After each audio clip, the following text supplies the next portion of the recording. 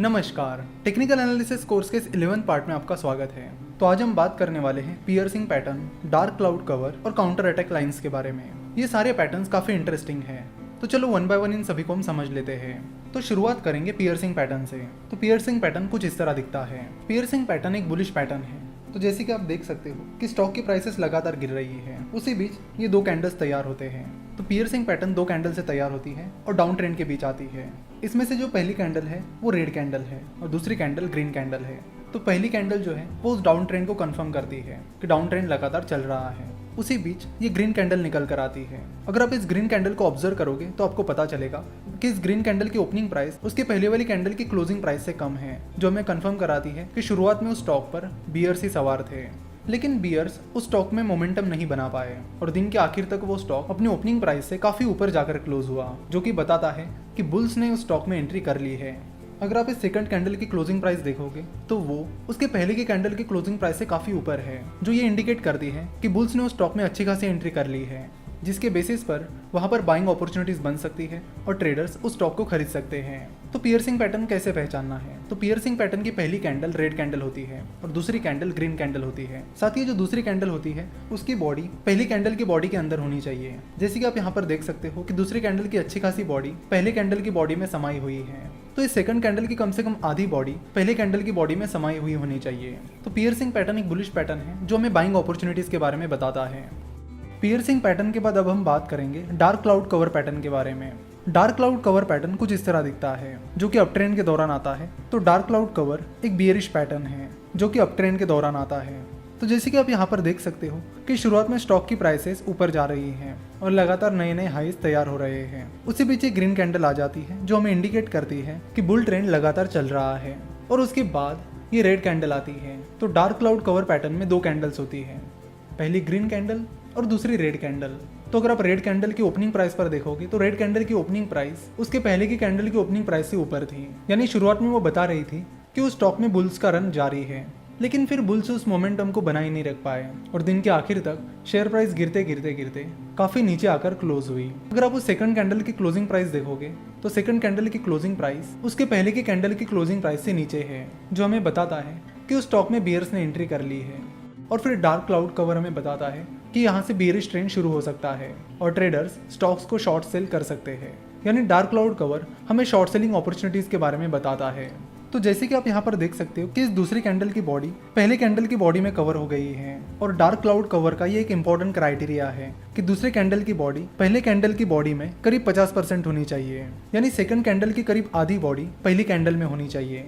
तो dark cloud cover के इस क्राइटेरिया को आप जरूर ध्यान में रखिए। पियर्सिंग पैटर्न और डार्क क्लाउड कवर के बाद अब हम बात करेंगे काउंटर अटैक लाइंस के बारे में। काउंटर अटैक लाइंस दो तरह की होती है, बुलिश काउंटर अटैक लाइन और बियरिश काउंटर अटैक लाइन। तो पहले हम बात करेंगे बुलिश काउंटर अटैक लाइन के बारे में। तो बुलिश काउंटर अटैक लाइन कुछ इस तरह दिखती है। तो जैसे कि हमने देखा है कि जितने भी बुलिश पैटर्न्स हैं वो डाउन ट्रेंड में आते हैं, उसी तरह बुलिश काउंटर अटैक लाइन भी डाउन ट्रेंड में आती है। तो आप देख सकते हो कि मार्केट में स्टॉक की प्राइसेस लगातार गिर रही है। उसी बीच एक रेड कैंडल आती है जो हमें बताती है कि स्टॉक की प्राइसेस लगातार गिर रही है और उस स्टॉक पर बियर्स सवार है। और फिर उस रेड कैंडल के बाद एक ग्रीन कैंडल बनती है। तो आप यहाँ पर देख सकते हो कि उस पहले कैंडल की और दूसरे कैंडल की क्लोजिंग प्राइस सेम है। तो जब ये सेकंड कैंडल ओपन हुई तो स्टॉक ने काफी जंप लिया, क्योंकि आप देख सकते हो कि इस रेड कैंडल की क्लोजिंग प्राइस और इस सेकंड ग्रीन कैंडल की ओपनिंग प्राइस के बीच बहुत सारा गैप है, जो हमें बताता है कि उस सेकंड कैंडल के दिन स्टॉक की प्राइस ने शुरुआत में बहुत ज्यादा जंप ली, लेकिन उस जंप के बाद वो स्टॉक अपने बियरिश मोमेंटम को मेंटेन नहीं कर पाया और फिर बाद में उस स्टॉक की प्राइस गिरकर पहले दिन की क्लोजिंग प्राइस के पास जाकर क्लोज हुई। तो ये पैटर्न हमें बताता है कि बियर्स ने एंट्री तो कर ली थी, बट बियर्स उस मोमेंटम को मेंटेन नहीं कर पाए, जिसके चलते हमें ये सिग्नल मिलता है कि बियर्स का रन यहाँ पर खत्म हो सकता है और बुल्स उस स्टॉक में या मार्केट में पूरी तरह से एंट्री कर सकते हैं। तो दिखने में ये bullish counter attack line piercing pattern की तरह दिखती है, पर उन दोनों में मेन डिफरेंस ये है कि पियर्सिंग पैटर्न की सेकंड कैंडल की बॉडी लगभग 50% यानी आधी पहली कैंडल में घुसी हुई होती है, जबकि काउंटर अटैक लाइंस में ऐसा नहीं होता। तो बुलिश काउंटर अटैक लाइन हमें बताती है कि मार्केट के ट्रेंड में चेंज हो रहा है और ट्रेडर्स यहाँ पर बाइंग अपॉर्चुनिटीज ढूंढ सकते हैं। उसके बाद अब हम बात करेंगे बियरिश काउंटर अटैक लाइन के बारे में। बियरिश काउंटर अटैक लाइन कुछ इस तरह दिखती है। तो जैसे कि नाम में ही लिखा है बियरिश काउंटर अटैक लाइन, तो बियरिश पैटर्न अप ट्रेंड के दौरान आता है। तो यहाँ पर देख सकते हो कि स्टॉक की प्राइसेस लगातार ऊपर जा रही है। उसी बीच एक ग्रीन कैंडल आती है जो कंफर्मेशन देती है कि बुल ट्रेंड लगातार चल रहा है, और उसके बाद ये रेड कैंडल आती है। अगर इस रेड कैंडल को ध्यान से देखा जाए तो इस रेड कैंडल की ओपनिंग प्राइस उसके पहले वाली कैंडल से काफी ऊपर थी, जो कि हमें बताती है कि उस स्टॉक में उस दिन शुरुआत में बुल्स सवार थे, लेकिन वो बुल्स उस स्टॉक में मोमेंटम बना नहीं पाए और दिन के आखिर तक उस स्टॉक की प्राइस काफी गिर गई और गिरकर उसके पहले दिन की क्लोजिंग प्राइस के बराबर आ गई। तो bearish counter attack line bullish counter attack line से बिल्कुल अपोजिट है। दिखने में bearish counter attack line dark cloud cover की तरह दिखती है, पर उन दोनों में मेन डिफरेंस ये है कि डार्क क्लाउड कवर के सेकंड कैंडल की लगभग आधी बॉडी पहले बॉडी के अंदर घुसी हुई होती है, जबकि बियरिश काउंटर अटैक लाइन में ऐसा नहीं होता। तो बियरिश काउंटर अटैक लाइन हमें बताती है कि सेकंड कैंडल के दिन बुल्स अपनी मोमेंटम नहीं बना पाए, जिसके चलते ट्रेंड चेंज हो सकता है और बियर्स उस स्टॉक में एंट्री कर सकते हैं, जिसके चलते ट्रेडर्स उस स्टॉक में शॉर्ट सेलिंग अपॉर्चुनिटीज ढूंढ सकते हैं।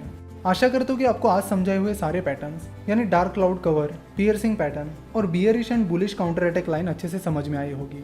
नेक्स्ट एपिसोड हमारा पैटर्न्स का आखिरी एपिसोड होगा, जिसके बाद हम आगे टेक्निकल एनालिसिस से जुड़ी और भी चीज़ों के बारे में बात करेंगे। तो आशा करता हूँ कि आपको आज का एपिसोड पसंद आया होगा। स्टॉक मार्केट, फाइनेंस और इन्वेस्टमेंट के बारे में और जानकारी के लिए आप हमारी वेबसाइट www.finnovations.com विजिट कर सकते हो। हमसे जुड़े रहने के लिए आपका बहुत बहुत धन्यवाद।